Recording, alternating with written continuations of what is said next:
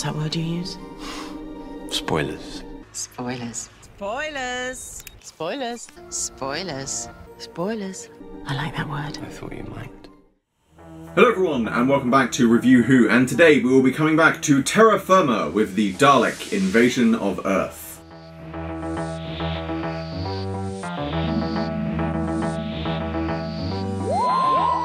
So as usual, in order to write this review, I got myself a big mug of tea, I got my laptop ready to write it, I pressed play on the DVD, and I thought, right, let's just get through this. If you're a very big fan of this story, then you might want to give this review a miss. Because whilst this story is widely regarded amongst many fans as one of the best Dalek stories, it's not one of my personal favourites. It's not a bad story, and as a story it has some of my favourite moments in classic Doctor Who, but when you put everything together, well, to paraphrase Carl Pilkington, it's not great, it's okay.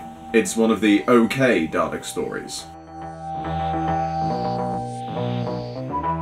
After their first outing in the Daleks, seeing the Daleks return to the series is a joy to behold. Whilst we are very familiar with the Daleks today, rewatching this, it really gives you the feeling that their decision to bring them back in this story really was the start of their reign of terror. The story itself isn't bad, but it seems to fall flat as it follows an all too familiar plotline. The TARDIS crew get separated and have to fight to be together again. Whilst this is something that remains a facet of the programme today, it certainly seems to be a continuous theme in the early stories, perhaps the consequence of having such a crowded TARDIS. But that in itself is not a bad thing in this story. There are many great scenes and moments in this episode, but perhaps its most famous one comes at the end of the final episode. One day I shall come back. Yes, I shall come back. Until then, there must be no regrets, no tears, no anxieties. Just go forward in all your beliefs and prove to me that I am not mistaken in mine. Goodbye, Susan. Goodbye, my dear.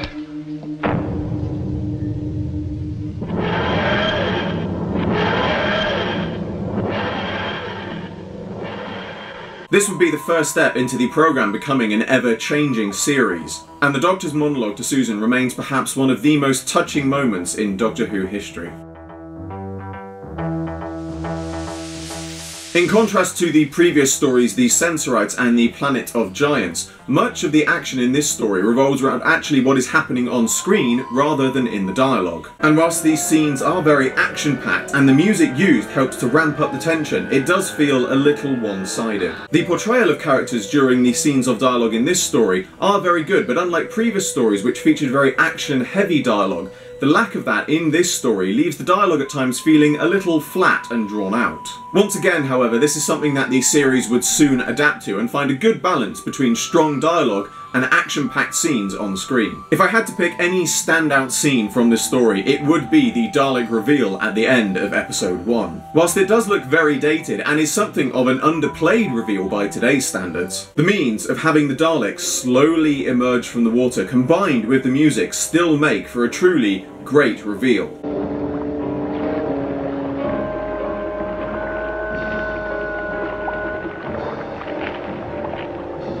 And even today, with the Daleks being an all too familiar presence in Doctor Who, rewatching this scene still gives you a truly great moment that this is the first time they have come back, but it will certainly not be the last.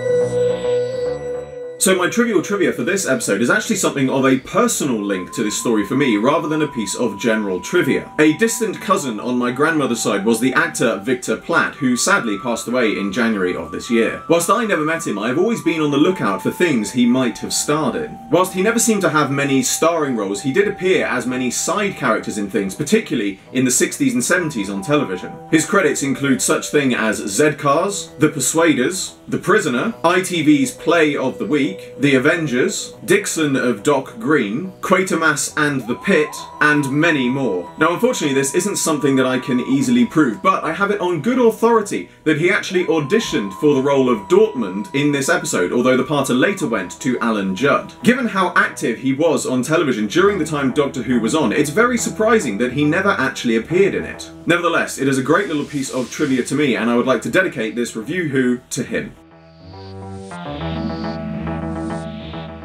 Now, as much as this is not one of my favourite stories, and for all the faults I have given it throughout this review, it is still a story that I would recommend seeing. Not only does it feature some pivotal moments in the history of the show, but it is what I would regard as the first step towards the future of the programme becoming an ever-changing format. In short, I wouldn't go into watching this story if you're expecting a 6-part Dalek epic, but if you're watching stories that have significance to the history of the show, then this is definitely a story that you can't afford to miss. And that brings to a close another Review Who. As always, I hope you enjoyed this video. Like, favourite, subscribe, share, it really helps me out a lot, and be sure to check out the description below for a link to my Patreon. There is an exclusive webcomic and rewards for people who support it, and the funding generated by my Patreon helps me fund future videos. I salute you all, and I will see you with another video very soon.